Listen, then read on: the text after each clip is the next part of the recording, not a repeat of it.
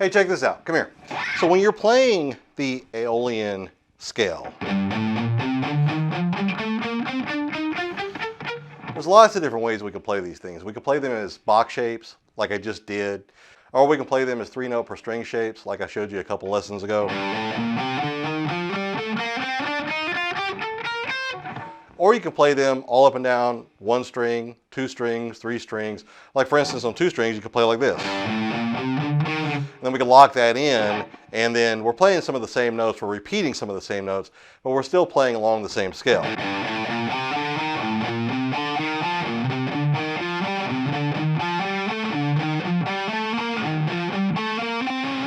So along those lines. So one thing you could think about when you're looking at the notes of the scale is understanding that they're going to flow along 1 string, they're going to flow in box patterns, they're going to flow in 3-note per string patterns, 2-note per string patterns. I mean, there's all kinds of different ways that you can map these things out. We started this series of lessons with the Aeolian scale on G Aeolian, which I'll play the 3-note per string shape for you here.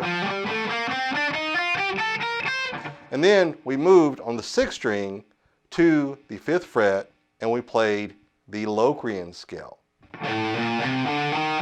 Once again, playing it as a 3-note per string. And then the last one I did was I showed you how we locked that into the Ionian scale. And in one lesson I showed you the box shape, which looks like this. And then in the next lesson I corrected myself and I showed you the true 3-note per string scale. That's going to lead into the Dorian scale. Over the next 3 lessons, I'm going to talk about the Dorian scale, the Phrygian scale, and the Lydian and the Mixolydian scale. And the reason I'm doing it over 3 lessons instead of 4 is because I got a special way that I'm going to teach this. I'm going to show you how these lock into minor, to major, and to diminished sounds. So the Dorian is like a sister shape to the Aeolian scale. If you look at the Aeolian scale where we started today, we look at it on the 6th string at 3-5-6, 5th string 3-5-6. Then if we're playing the 3-note per string scale, we're going to play on the 4th string and the 3rd string at 3-5-7, 3-5-7. Then on the 2nd string 4-6-8, 5-6-8. And that's your whole scale. Off of the 6th string, if I just play the whole scale, I'm going to play 3, 5, 6, 8, 10, 11, 13, then going back to the root, which is going to be on my 15th fret. All of those notes are starting points for each one of your modes. So we already talked about Locrian, which is going to start on the 5th fret. We talked about Ionian, which is going to start on the 6th. And now we're going to talk about Dorian, which is going to start on the 8th. And Dorian is going to look like this as a box shape.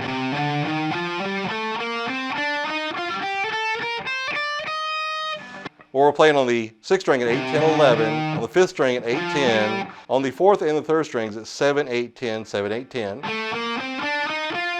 And then on the 2nd and the 1st strings at 8, 10, 11, 8, 10, 11. So that's your Dorian shape. Going back to the Aeolian shape, if you look at how it starts out with my 1, 3, 4 pattern, where I'm playing with my first finger, my ring finger, my pinky. 1, 3, 4, 1, 3, 4. Notice that it starts out with that 1, 3, 4 pattern, right? Whenever you see a shape that starts out with that 1, 3, 4, the whole step, half step, whole step, half step, it's going to sound minor as a mode. Dorian does the same thing. It starts out whole step from 8 to 10, and then 10 to 11, which is a half step. So again, 8, 10, 11, 8, 10, 7, 8, 10, 7, 8, 10, 8, 10, 11, 8, 10, 11. And that's your Dorian shape as a box shape.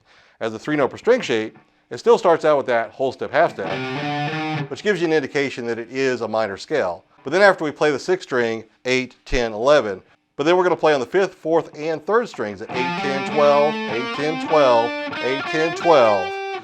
And then when I get to the 2nd and the 1st strings, I'm going to play 10, 11, 13, 10, 11, 13.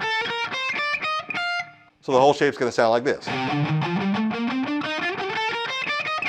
So whether you're playing a box shape or a 3-note per string shape, you've got the same notes in there.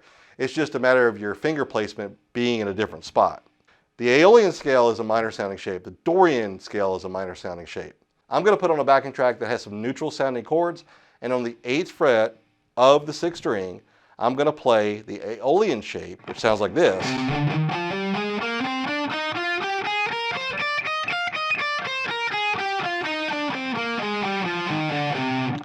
And then I'm going to play the Dorian shape, which sounds a little happier, but it's still a minor sounding scale. And it looks like this, the one that I just showed you.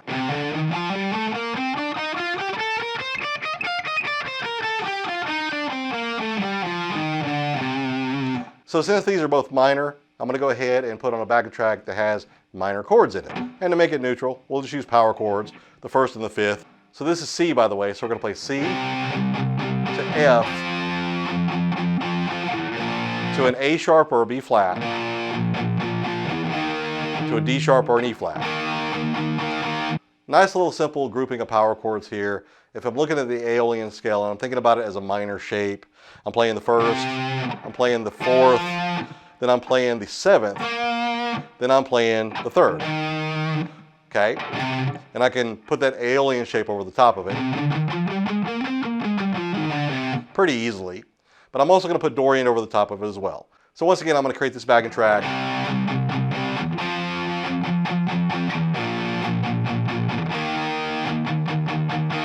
And we'll see where this takes us. So once again, we'll start out with the Aeolian, which I'll have it tabbed out for you on the screen. But once again, as a 3-note per string shape, it's 8, 10, 11, 8, 10, 11, 8, 10, 12, 8, 10, 12, 9, 11, 13, and then 10, 11, 13. So let's see how this sounds.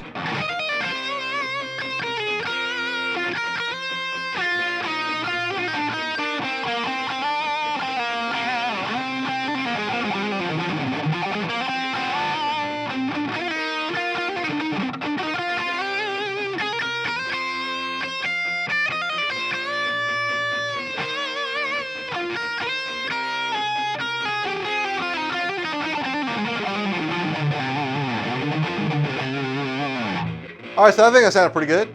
Now let's go ahead and take a look at the Dorian scale, which again, played across the same place, just a little bit differently, right?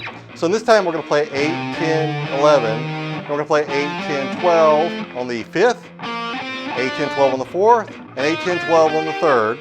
Then when we get to the 2nd and the 1st strings, we're going to play that 10, 11, 13, 10, 11, 13.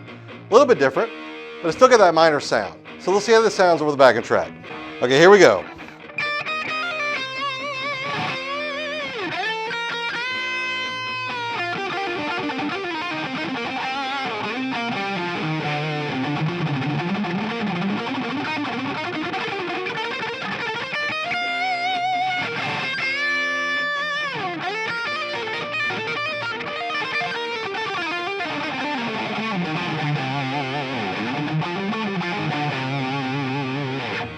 Okay, so I hope you were able to hear how they were very close together.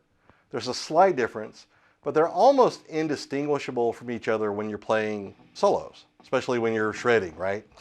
But I want you to hear the difference in the tonal centers. So on the Aeolian scale, I want you to listen to how it's a little bit different. And then Dorian. You hear that difference? There's your difference right there. Your tonal center is going to change depending on, of course, what chord you're playing over. So if I'm playing like a C minor, and then I play the shape of the Aeolian over that, it sounds dark. But if I play a C minor, and then I play Dorian over that,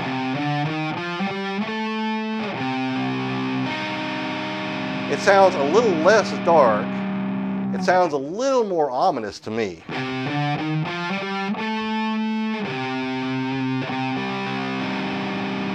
So that's what you want to play with.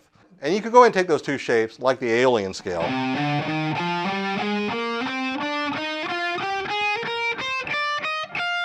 then come back up the Dorian scale.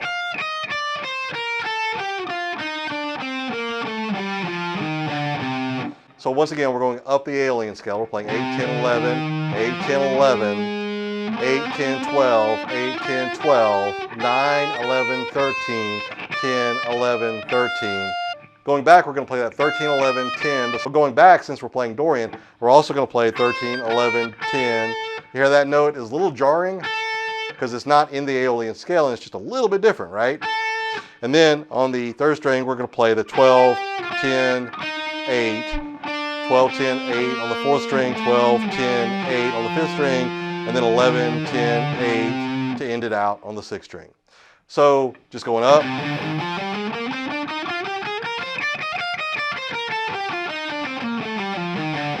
and going back. Little exercise for you to get used to playing two different shapes. Then you can start with Dorian, go up, and then go backwards, play Aeolian. And you can go up and back on Aeolian, then go up and back on Dorian. Just all kinds of cool little practice ideas for you that you could put into your practice to help you understand these shapes a little bit better. And then of course we can bring all this back home where this all started with the Aeolian scale in the key of G. Which, if we're playing there, then that Dorian is just going to be the fourth shape or the fourth position of your G Aeolian scale. So is it Dorian? Is it Aeolian?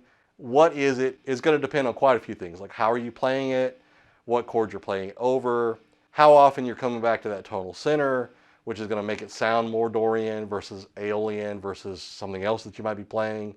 Are you playing a position of another scale, or are you actually playing that shape, which, you know, you could argue it's not its own scale, it's just a mode, right?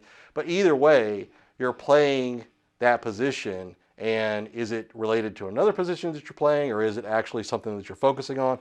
When you're playing music, you got to ask yourself, do you want this sound? If you want that sound, then you got to write things that are going to kind of hover back to that.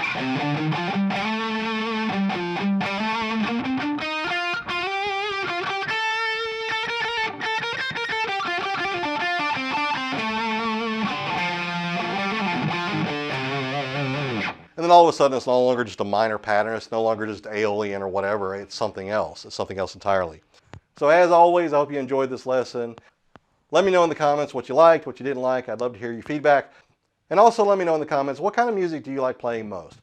Typically, I tend to play rock and metal. My instrumental stuff tends to gravitate towards the heavier side with lots of double bass and lots of distortion on the guitars. But I also am a pure believer that the scale shapes can apply to anything. So you might be learning this because you want to know how to play country licks or jazz licks or whatever. Now, I'm not saying that you're going to be able to take this and run with it and be able to play those genres of music, because they do have different ways of approaching the scales, but the scales are the same. That's what I find interesting about it. Once you learn scale theory, once you understand how to apply the scales to the fretboard, then coming up with various licks are going to make your playing sound different. There's going to be licks that you're going to play that are going to sound more country. There's going to be licks that you're going to play that are going to sound more neoclassical. It all depends on how you apply these things, but the cool part about it and what's so interesting about theory is that it's all in the same spot. That's what I find very interesting about it. Like, we're not specifically having to play a different set of scales unless you want to look at something like harmonic minor or something like that. You're really not having to play a different set of scales to get different sounds. It's all in how you apply the scales. Just like with the modes, when you apply them over different spots you're playing, over different chords and things like that, you're going to get different sounds. You're going to find different tonal centers, and it's going to be something that's going to make the music sound different and more interesting.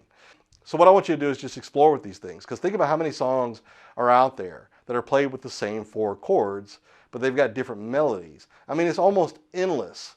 And when you're applying scales, you can look at it as 7 notes per scale. You could add in blue notes, you could add in chromatics, you can drop a few notes and have pentatonics, or drop a note here, a note there, and have hexatonics. There's just all kinds of stuff that you can do with your playing. And what you, as an artist, need to do is explore. So I've given you some things to think about here, and I'll give you some more things to think about in the next lesson, which is where we'll be looking very similarly at Phrygian and Locrian, kind of like we did today with Dorian and Aeolian. Don't forget, I do have a free course out there. It's at justpickuptheguitarandgo.com. It's a 7-day free course. It will help you unlock the fretboard and pick up this thing and just play it with confidence and ease. So once again, that's at justpickuptheguitarandgo.com, and I'll see you in the next one.